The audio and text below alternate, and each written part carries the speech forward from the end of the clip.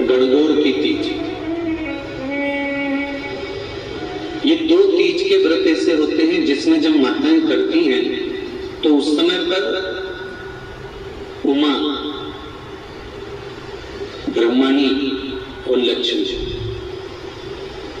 इन तीनों की आराधना का फल उसको केवल एक व्रत से प्राप्त हो जाता है।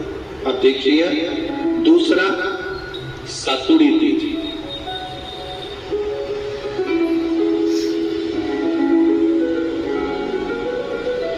इसमें उमा और महेश्वर, उमा और महेश, ब्रह्मणी और लक्ष्मी,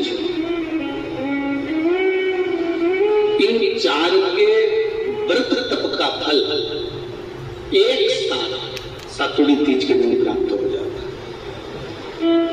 आती है हरतालिका तीज। आप लोग करते हो हरतालिका? यहाँ लोग करते कि नहीं करते? करते यहाँ पे हरतालिका? कौन कौन करता है? हाथ उठाओ तो जरा। अरे सभी करते हो, बहुत बड़ी, बहुत अच्छी बात है। एक आती है हरतालिका तीज। इस तीज का व्रत माता पार्वती बेलवृक्ष के आनंद के साथ में फुलेरा बनाकर करती है, और जिसमें इस हरतालिका में माता पार्वती जी के जितने जन्म पहले हुए हैं, माता पार्वती का जन्म तो 52वें नंबर का, 52 नंबर पे माता पार्वती का जन्म है। इससे पहले तो माता के 51 जन्म पहले हो चुके हैं, 51 जन्म माता पार्वती का पहले हो चुके हैं। तो वो जितने जन्म माता पार्वती पूर्व में ले चुकी हैं, ब्रह्माणी जितनी बार ब्रह्मदेव के साथ में विराजमान हो चुकी हैं, इंद्राणी जितनी बार इंद्र के साथ विराजमान हो चुकी हैं, और लक्ष्मी चाहे वो राधा के रूप में हो, चाहे वो रुक्मिणी के रूप में हो, चाहे वो सतभामा के रूप में हो, चाहे वो यमुना के रूप में हो, चाहे वो गंगा के रूप में हो, जितनी बार माता लक्ष्मी ने रूप धारण करे हैं वो सब रूप में, और माता पार्वती अपने सारे रूप में, ब्रह्मणी अपने सारे रूप में, लक्ष्मी अपने सारे रूप में इस हरतालिका तीज के व्रत को करने के लिए आतुर रहती हैं, और इस व्रत को कर कर एक दिन में ही संपूर्ण विश्व का जितना तप है, साधना है, उपवास है, सबका फल एक साथ एकत्रित कर लेती हैं केवल एक व्रत में, हरतालिका तीज। अब एक बार ध्यान से सुनिएगा, सारे व्रत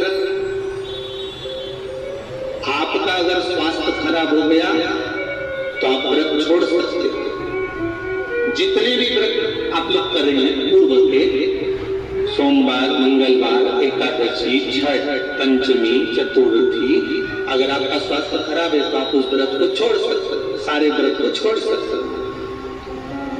पर तीज का जो व्रत होता है,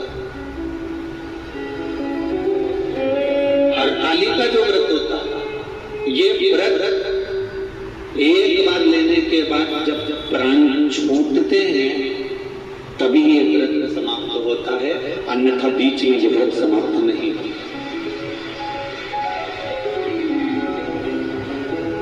ये व्रत समाप्त होता ही नहीं। अगर शरीर से नहीं बनता कि अब हमारी अवस्था हो गई, अब शरीर से नहीं बन रहा है, तो भले एक पहर की पूजन कर कर, एक पहर का नियम धारण कर कर, एक पहर का स्मरण कर कर, एक पहर का पूजन कर धारण करो, और उसके बाद में भले आप थोड़ा सा जो भी आपको लेना है वो कर। विष्णु और महेश, इन तीनों की जो देवियां हैं, ब्रह्मणी, लक्ष्मी और पार्वती, थोड़ा ध्यान लगाकर सुनना। हरतालिका तीज शिव महापुराण की कथा ही नहीं, आप जो तीज करते हो, हरियाली करो चाहे सातुड़ी करो, उस तीज की महत्वता क्या है, इस हिंगोली की शिव महापुराण की कथा में अपने को समझना है कि उसकी मूल तत्वता, उसकी महत्वता है क्या, उसका महत्व क्या है।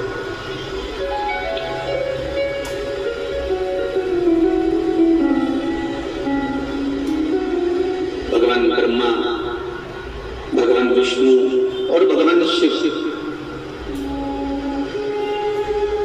इन तीनों की जो अर्धांगिनियां ब्रह्मणी, लक्ष्मी और पार्वती,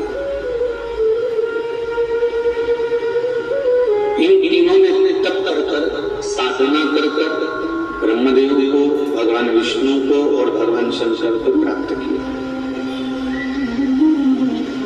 और तीनों ने प्राप्त कर कर तीनों देवताओं से वर मांगा कि वर हमको ऐसा दीजिए कि हमारे तप साधना का फल नारी को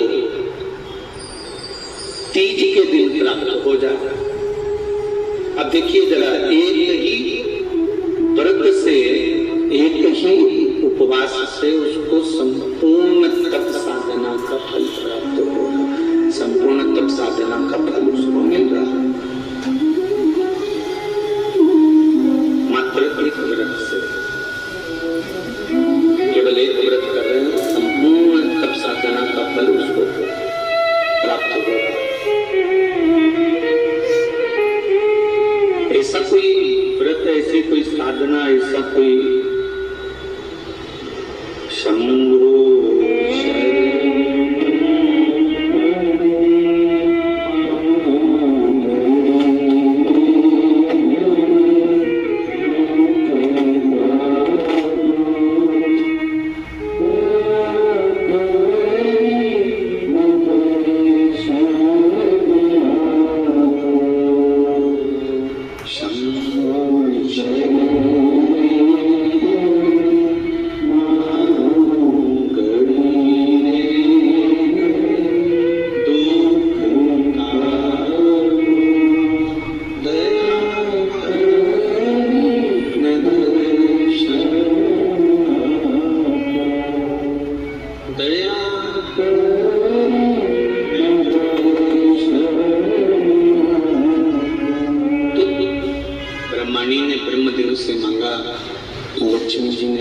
विष्णु से मांगा, पार्वती जी ने भगवान शिव से मांगा कि ऐसा वर दे दीजिए जिस वर से एक ही व्रत करने से संपूर्ण फल की प्राप्ति हो जाए, संपूर्ण फल मिल जाए।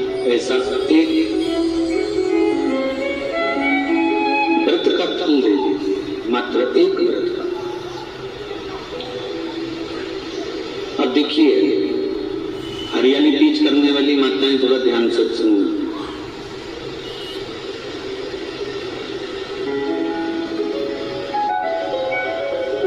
हरियाली तीज जब माताएं करती हैं तो एक हरियाली पूजन में मैं भी पहुंची, तो पहली पूजन करने के बाद आखिरी में जब माताएं पहुंचती हैं, पांचवी पूजन पर जब माताएं जाती है हरतालिका तीज की पूजन करने के लिए, तब पूजन करने के बाद शंकर का जब विसर्जन करने जाती हैं तो उस फुलेरे को जितनी भी माताएं बैठी रहती है पूजन में, उसका स्पर्श